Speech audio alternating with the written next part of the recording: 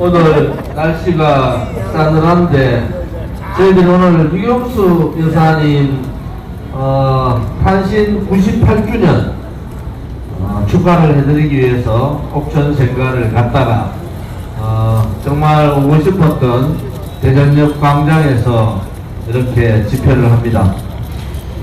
우리가 문재인 구속이라고 얘기를 하니까 많은 사람들이 이제 뭐 평산 가서 평산 책방이나 하고 있는 사람 구속 가서 뭐하냐 이렇게 얘기를 하십니다.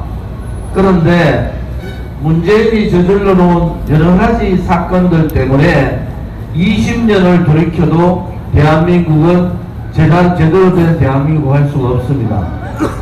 첫 번째는 대한민국의 국채 예산을 국채 빚을 600조 가까이를 늘렸습니다. 500조 박근혜 대통령 때 500조 넘어간다고 굉장히 고민들 했는데 국가빚을 600조를 늘려버렸습니다. 두 번째는 원전 폐기해서 서울대학교 원자력센터 발표로 따지면은 47조 날렸습니다. 공무원 청년 일자리 마련하지 못하고 투자 막아버리고 기업을 도둑놈으로 보는 반기업적 소위 말하는 말도 안 되는 소주성 소득주도 성장 정책을 들고 나오면서 대한민국 경제를 무너뜨렸습니다. 결국은 대한민국은 문재인 이후와 문재인 이전의 대한민국의 경제 상황으로 이렇게 구분해서 봐야 됩니다. 공무원 18만 7천 명 늘려서 330조 날렸습니다. 330조. 그 당시에 저희들이 그랬습니다. 공무원 숫자가 대한민국 작지 않다. 결과적으로 문재인이 대한민국 전체 예산의 3배 가까이를 5년 동안 잡아먹어버렸습니다. 돌이킬 수 없는 대한민국을 만들었어요. 그 중에서도 가장 마음 아픈 것은 우리 청년들의 꿈과 희망을 뺏어간 겁니다. 청년들이 일자리의 꿈을 잃어버리고 집을 사야 되는 그 꿈도 잊어버리고 결혼을 해야 되는 그러한 꿈도 잃어버리는 그러한 청년들의 가장 가혹한 정책들을 문재인 정권이 썼습니다. 이번에 북한에서 군사 정찰위성 발사해서 성공했다고 합니다. 5년 동안 문재인이 무슨 짓을 했습니까? 대한민국의 안보를 완전히 무너뜨리고 항공금지구역을 만들고 대한민국의 가장 유력한 GP를 철수시켜버렸어요. 결국은 그 모든 짐이 대한민국 국민들한테 돌아오는 겁니다. 북한은 핵 포기할 생각도 없었는데 평화쇼를 들고 나오고 북한 핵을 무력화시키겠다고 거짓말한 겁니다. 그런데도 그 5년 동안 했던 문재인의 그 짓은 국민들은 잊어버리고 문재인은 양산에 가서 수십 명의 경호원 데리고 잘 살고 있는 겁니다. 좌파 정권의 대통령 중에서 김대중 대통령이 했던 여러가지 일 중에서도 잘하는 일이 꽤 많습니다. 노무현 대통령은 특히 지역균형발전이라는 부분에 있어서는 굉장히 획기적인 일들을 하신 거예요.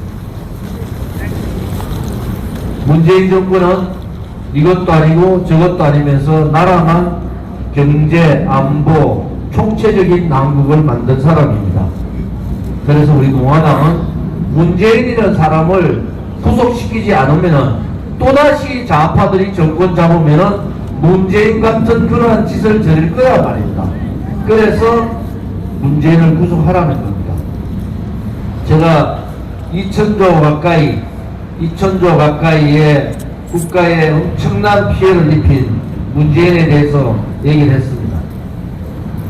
우리 공안에는 지방에도 사람이 잘 사는 나라, 지방 경제 독립하는데 1년에 45조 정도 들어갑니다.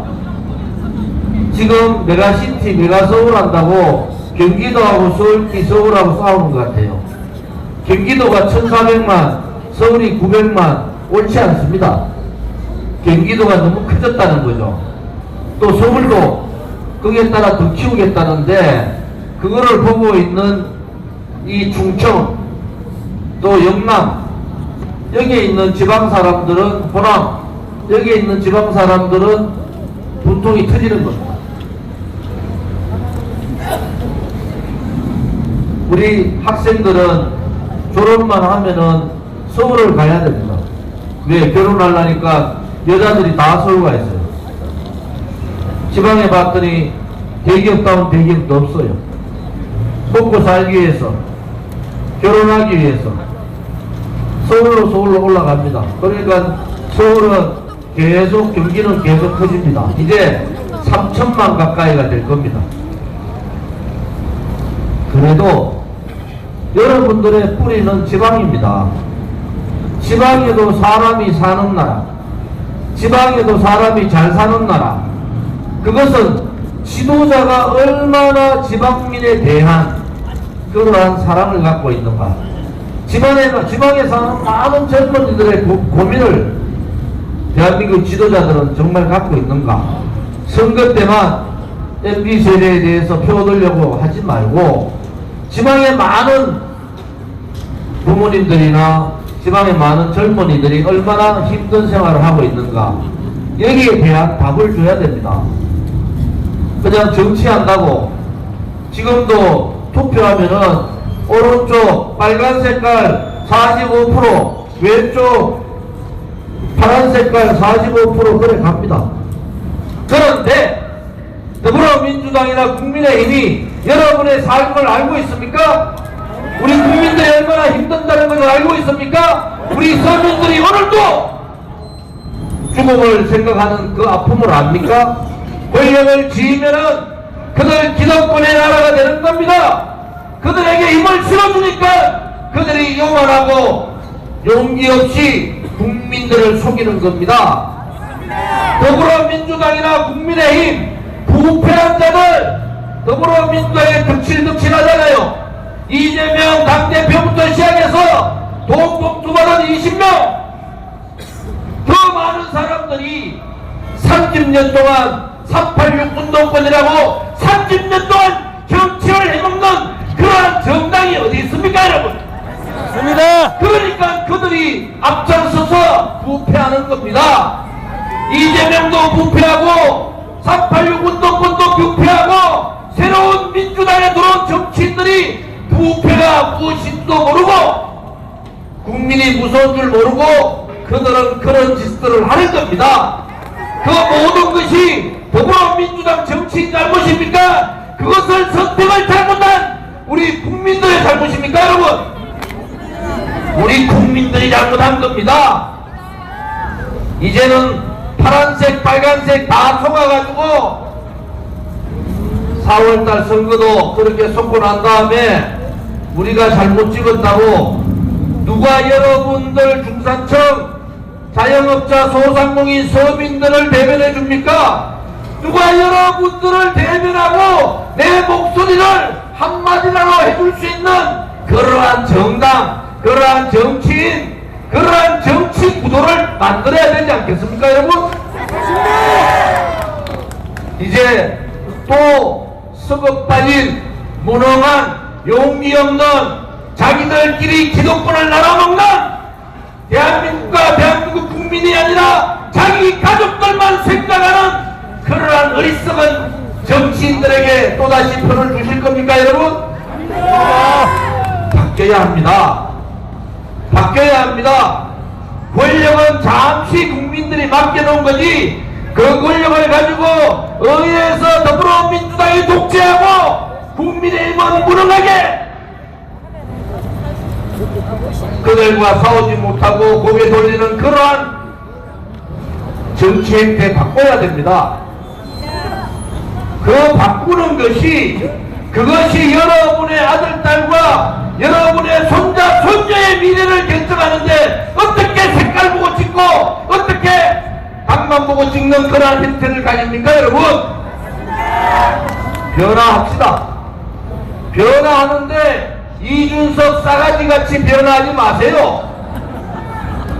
이준석이 무슨 위대한 정치인입니까? 싸가지 없는 놈이지. 대한민국의 보수 정치, 우리 당에도 젊은 친구들 많지만 그렇지 않습니다. 나름대로 갖춰야 될 거 갖추고 섬세하면서도 굉장히 예민하고 굉장히 예리하게 분석하는 사람들입니다. 자기 했는 일은 아무 잘못 없고 가장 내로남불적이고 가장 왕싸가지. 그 젊은이가 대한민국 젊은이를 대변한다고 하니까 저로 봐서는 한심할 따름입니다 여러분. 오늘 대전역 광장에서 우리 충청 대전 시민들한테 꼭 드리고 싶은 얘기는 이제 내 삶을 챙겨줄 수 있는 정당, 가진 자, 권력 가진 자, 돈 가진 자가 아니라 진정으로 국민을 사랑하는, 진정으로 서민을 사랑하는, 진정으로 대한민국의 미래를 걱정하는 그러한 사람들을 찾아내야 되는 거 아닙니까 여러분? 맞습니다. 그것이 2023년 기성세대들의 책무이기도 한 겁니다. 여러분들한테 역사가 맡긴 책무, 2023년 4년 우리가 해야 될 그러한 역사적인 책무라는 겁니다.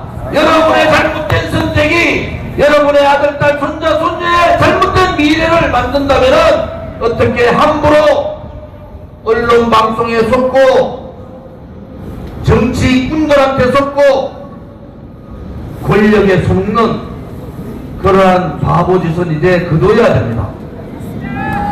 오늘 대전역 광장에서 꼭 드리고 싶은 것은 정말 국민이 주인인 나라, 국민이 힘들지만은 행복한 나라, 가진 사람이 아니라 어려운 사람의 편에 설 수 있는 그러한 정치, 나의 아니나 내 가족의 아니보다는 국민들의 행복을 추구하는 그러한 정당, 그것을 여러분들께서 선택하시기를 바랍니다. 오늘 이 추운 날씨에도 우리 공화당이 평일날 유경수 여사님 탄신 98주년 옵션 행사를 마치고 대전시 대전역 광장 앞에서 이렇게 여러분을 만나뵙게 해서 영광입니다.